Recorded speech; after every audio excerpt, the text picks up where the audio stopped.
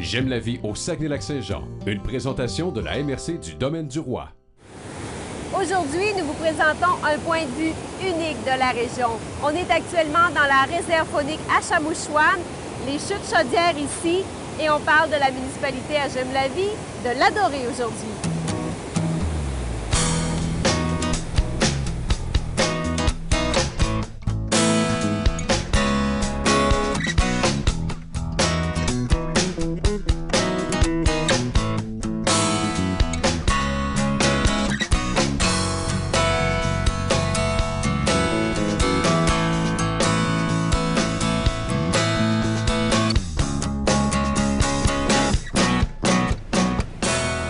Parler de la réserve faunique de la Chamouchouane, je suis en compagnie de la directrice générale Colette Robertson.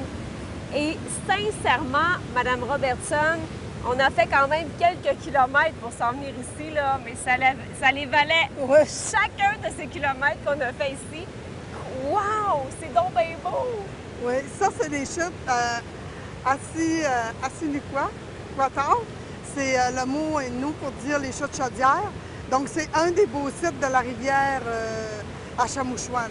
Madame Robertson, chaudière, parce qu'il y a une espèce de formation de trous ici sur les roches et ça fait comme des chaudières. Oui, c'est ça. C'est comme l'eau, au fil des milliers d'années, a creusé des chaudières en tourbillon.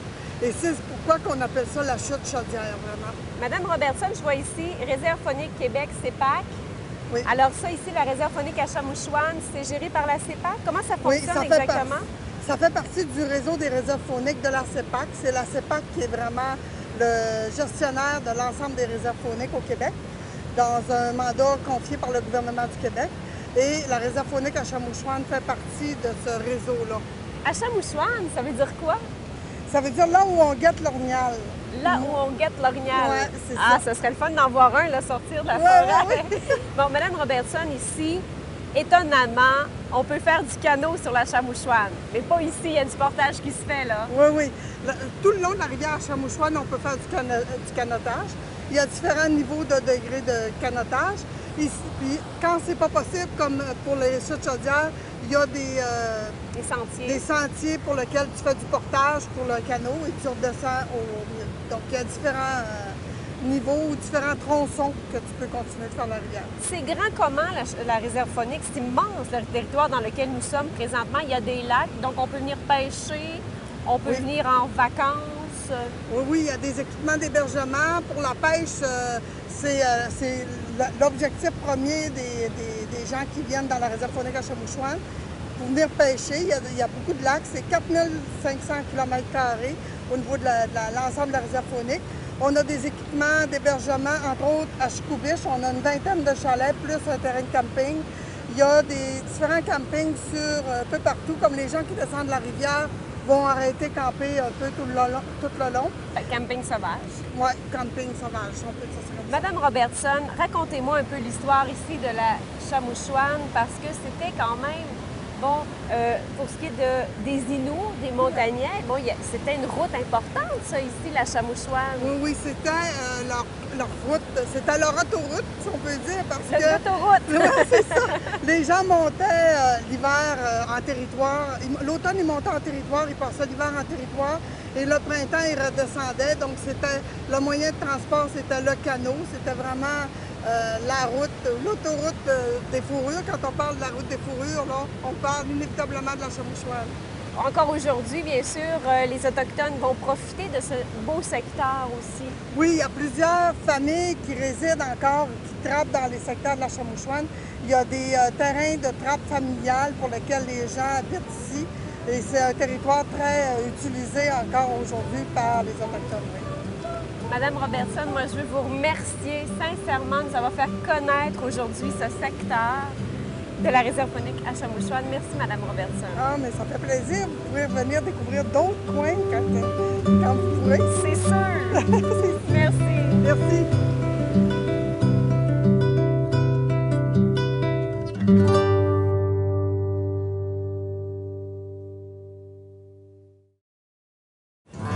Avec Madame Robertson, on vous parlait des marmites. Il paraît que dans les légendes amérindiennes, C'est des espèces de gros pas de géants comme ça sur la rivière.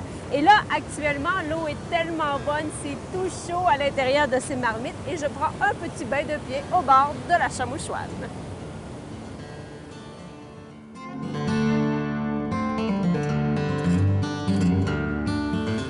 C'est certain qu'on ne peut pas venir à l'Adorée sans venir visiter le Moulin des Pionniers. C'est magnifique. Et je suis avec William, qui est l'opérateur du moulin. D'ailleurs, il va nous faire fonctionner, William, tout à l'heure. Oui.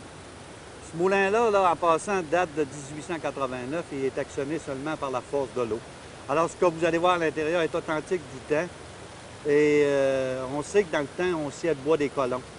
Alors, les gens peuvent voir au complet là, la construction, le bois pour construire une maison au complet d'époque. D'époque. D'époque. Les belles maisons là, qu'on voyait dans ce temps-là. En bois en bouffeté, puis en planche brute, puis en barre d'eau, puis on voit tout ça ici, tout fonctionne là. William, dans ce temps-là, les gens travaillaient fort. Hein? Terriblement fort parce que tout était à force de bras. Il n'y avait rien d'électronique, tout était mécanique et le bois était transporté à bras. Alors c'était... Et vous, votre travail consiste à quoi, William? Mon travail consiste à présenter aux gens ce que nos aînés vivaient dans ces années-là, pour faire fonctionner le moulin au complet. Donc, opérateur de moulin, ça ressemblait à quoi, par exemple? C'était de prendre les bio... De prendre la bille de bois, l'acier, pour la sortir en bois de construction.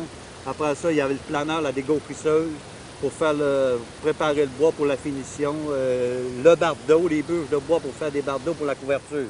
Dites-moi, William, la raison pour laquelle on a choisi d'installer ça ici, quels étaient les avantages? L'avantage c'était la chute pour avoir une quantité d'eau suffisante pour faire tourner les turbines, pour donner la force motrice pour le moulin. On en retrouve un petit peu partout à travers le Québec, ce genre de moulin, mon cher William. Hein? Il y en avait beaucoup, mais aujourd'hui, on est pratiquement le seul qui fonctionne en entier. Comme dans le temps, authentique, c'est unique à l'Adorée. Il ne faut pas manquer ça. D'ailleurs, ici, vous avez de l'hébergement également au Moulin des Pionniers. Vous avez de la restauration et des visites guidées avec des personnages parce qu'il y a William, mais il y a Gonzague, il y a aussi Arthur. Il y a Alexis pour la drave. Alors, les gens, quand ils circulent ici pour faire la visite... Ils rencontrent des personnages. Ils rencontrent des personnages. L'explication complète sur la drave ou la flottaison du bois. Dans le temps, on transportait 90 du bois sur l'eau. Là, la drave, c'est sur les fameuses... Les gens qui couraient sur les billes de bois, là. C'était le métier, un des métiers les plus dangereux d'époque. Parce qu'il y a beaucoup de monde, là, qui travaillait là-dessus. Puis il y a plusieurs personnes qui ont perdu la vie. Malheureusement. Malheureusement. Alors, c'est ces gens-là qui vont passer ici. D'abord, on a une visite à toutes les heures. De 9h30 le matin à 19h le soir.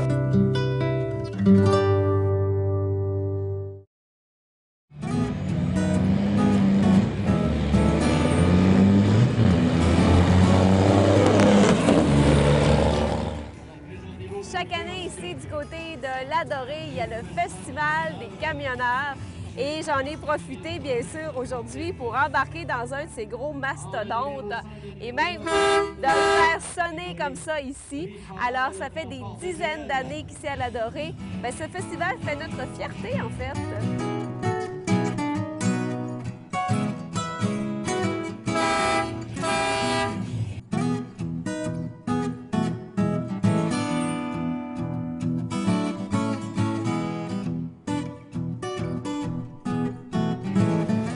Paysage bucolique, c'est ce qu'il m'a dit le maire de l'Adorée tout à l'heure.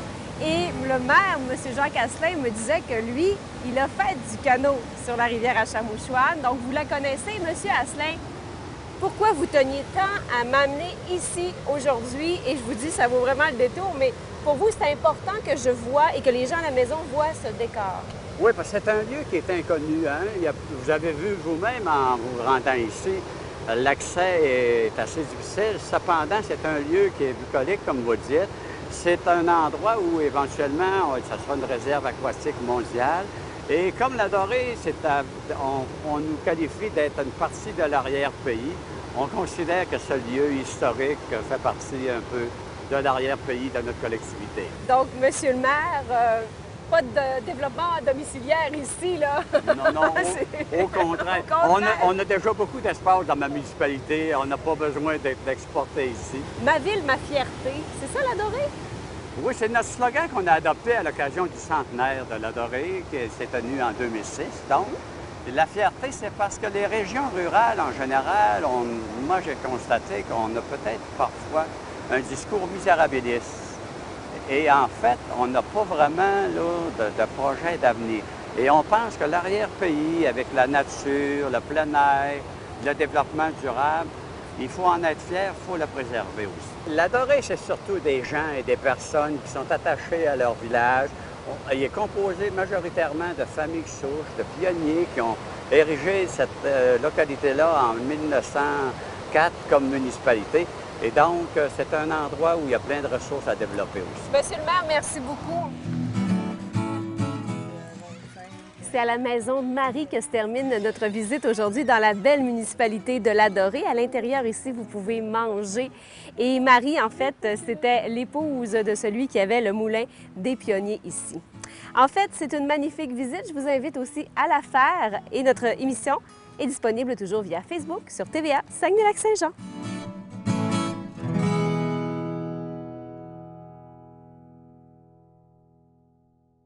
J'aime la vie au Saguenay-Lac-Saint-Jean, une présentation de la MRC du Domaine du Roi.